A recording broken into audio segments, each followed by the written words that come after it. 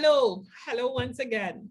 And we're into our second segment, which is being in tune. And we have been chatting about how do we stay in tune? You know, an instrument has to be tuned. Last week, we spoke to Yolande Marcial about how we use our space to make sure that we're in tune. And from your comments, many of you love that Zen appreciation. Now, getting it prepared for the third act requires us to transition. And you saw the Essentials Toolkit ad just now. Connections 50 Plus is here to help you do the transitions. But just the word transition speaks to the challenge involved. You have to move from one to the other. So a big part of being in tune often requires us to step out of something that's familiar, to go into something that's desirable but unknown. And that whole leaving your comfort zone could be so traumatic. And many of us, for all kinds of reasons, really keep ourselves our little karma out of sync and out of balance because we don't yield. We don't allow ourselves to leave something that's familiar and known. And, you know, we want to tell you that you can't be afraid. One of the things that we are sure our cohort knows to do and how to do is to adapt, to change. We've been parents. We are parents. We've been employees. We may have been employers. We've run households.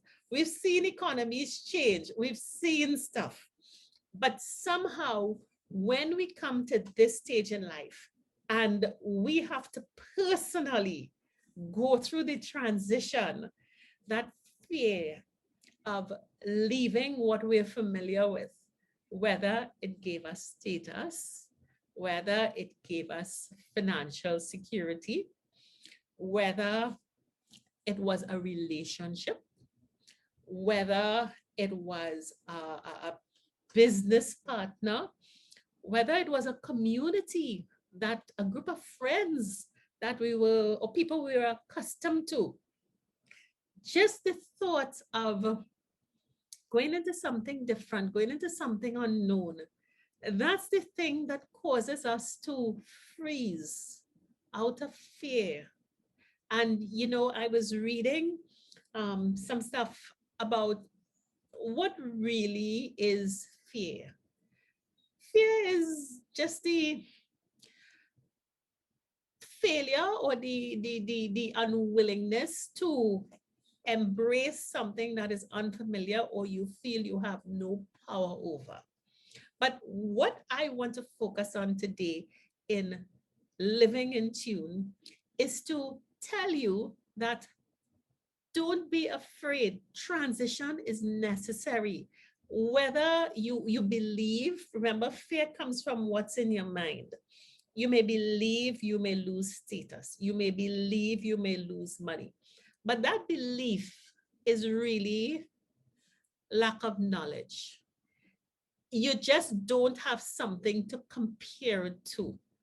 And what I want to do to show you that leaving your comfort zone is doable, I want to bring back on Yolande, who we spoke to earlier. And I want to show the other side of that discussion because it was clear that Yolande had to deal with some serious issues where her financial well-being was concerned. But in her life, she had to leave something that was known to her, that defined her, that she was proud of, and she had to emerge into something new and unknown. And let's hear about that experience. And I'm doing this in the hope that many of you who are holding back from tuning yourself and embracing something new and something different, something that you think is very risky, will get some inspiration, some excitement, a little mojo juice, to take that leap and go forward and break out of your comfort zone. So let's talk with Yolande again. So Yolande, I have brought you back on because we are now in the being in tune. Okay. And the topic we're talking about today is coming out of your comfort zone. Last week, we talked to a guest who talked about the importance of space. And what we find is one of the things that really stop our cohort. You see, we 50 to 80, the experience and the having been there and it being the wise ones, it keeps us back. And you said two things that really gave an example of coming out of your comfort zone, not to survive, but to be happy. One of them was about changing your position from being the person who helps to the one who receives. Oh, for sure. Yes. What was your mental gymnastics that you would have gone through to make that transition and come out okay? I ask because I want people to be reassured that you can come out and be okay. Yes. What happened to me was, which was strange, one of the persons who was blessing me, so to speak, was someone whom I had to bless before. Yes. All right. So it was like a turnaround, like an inverse. You understand? Yes. And she was able to say to me, listen, that is how it works sometimes in the universe. Mm-hmm. Stop, breathe, understand that what you did for me before, this is just payback, right? Because that is how it works. Some people call it karma and some people call it God. I called it God. I called it a blessing. So in getting a stern speech, above, a tanty buff, a tanty buff, I was able to sit and be introspective and accept it. You understand? And I called back and said, yes, thank you very much and stuff. Great. But it really took some rethinking. Yes. It took some crying. I'm not lying to tell you. It took some crying to say to myself, you know, this is where you reach. Yeah. Kind of like, this is where you reach. But understanding that I had persons for whom I was responsible and I'm responsible.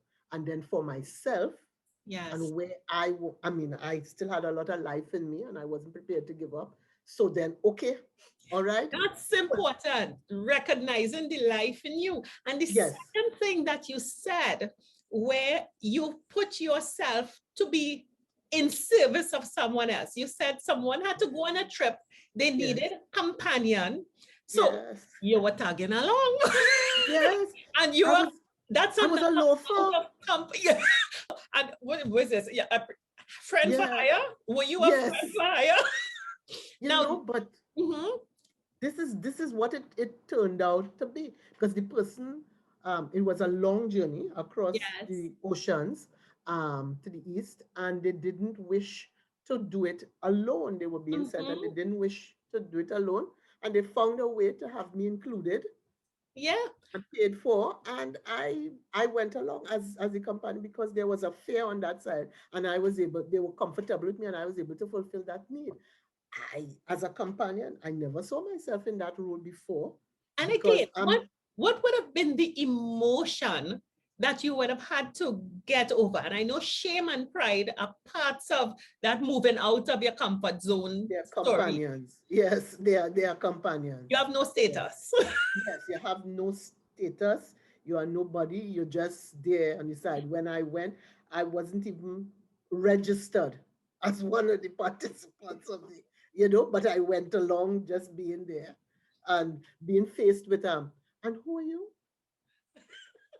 And how did you adjust? How did you make yourself have fun and enjoy it? Was it an enjoyable experience? It was an enjoyable experience. I have learned, I suppose growing up how I grew up, in my family, my father always said, we have to be strong women, independent women. Yeah. And so I just pulled myself out and I decided I would walk around, I would talk, try to enjoy me enjoy the what you call it, the social experience, the cultural experience, do different And at the things. end of it, you discovered something new about yourself.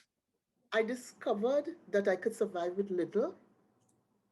I discovered that I could go somewhere where I was not on a journey, a lengthy journey. It was about 2 weeks, where I was not in charge. Ah. And that because I came out of managerial positions. You understand? I came out of middle management. So I wasn't in charge.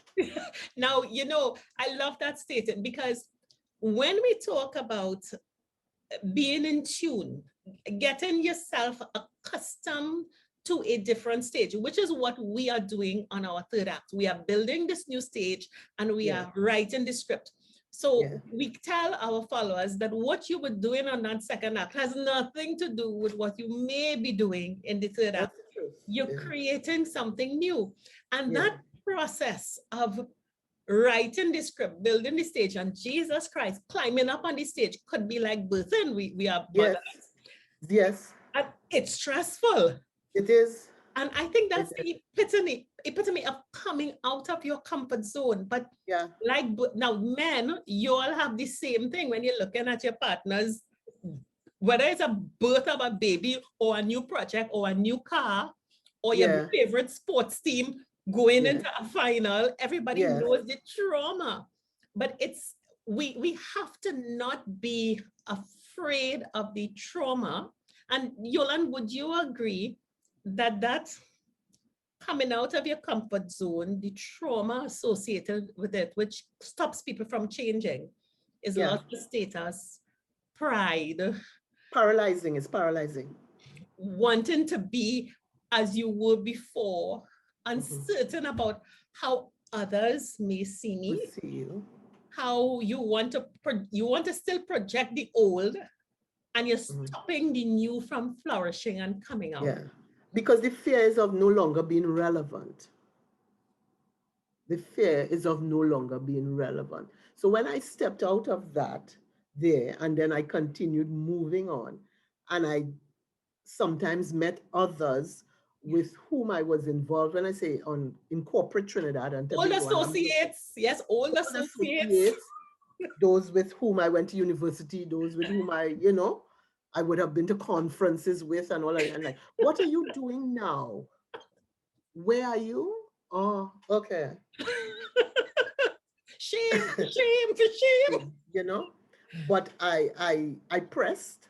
Yes. And as I said in my last segment, my faith in God, my spirituality, and my focus in finding who I am. You see, because I had to find Yolande. Yolande wasn't a manager at. Yolande isn't a wife of. Yolande isn't Yolande, is Yolande. Yes. Listen, that point, and we make that point, and we human beings are such finely tuned instruments. And we say, you are not what you did before. You are not the job. You're not the title. And moving into this stage of life, you must release, as Jennifer often says, if you want to be in tune in this new stage, drop the titles, go back to who you are, call your name, look in the mirror and say, who are you? And don't be ashamed. I just think, Yolande, that you are such a beautiful example of what coming out of your comfort zone is all about. And it often is associated with traumatic events. For you, it would have been divorce, it would have been loss of job, it would have been all kinds of things, and then getting into a new stage of life. But right now, how would you describe yourself? I'm doing great, and like I said, when I tell people where I am, because let me tell you where I ended up. I ended up as an accountant of what in Trinidad and Tobago would be termed a small church. And when so you're a big fish in a small pond. But you see, it allows me to mix my spirituality, my belief in God, my service to people. I mean, it is the ultimate. You understand? Plus, doing what I was trained to do. Your own skills. Yes, and when I go to, because you're still a business person, so you get invited to certain things, like the banks may have things or something, and your you meet status is intact. Your status is intact. Right? So you go and you meet your old associates, but when they ask you again, no, where are you? They're like confused. But I can say it with pride and with, and you could see them step back, because it's difficult for those in the corporate world, the second app, to understand that you have transition, and I use that word guardedly, yeah, and they think something is wrong with you, but they don't understand that you're good. Because I found me. Yes, I think it is the essence of getting out of your old comfort zone and getting into a new comfort zone that really reflects who you are and what you do. And I really and truly love your story as evidence to people. That transition is not pretty. It's not easy. But at the end, wow, look at joy, look at happiness. Yes. Yolande, thank you so much for you're very welcome. Giving a plus to our audience on what being in tune and getting out of your comfort zone. It's a rough ride, but it ends up in a really happy place. It does. Thank you so much, Terri. Okay, great.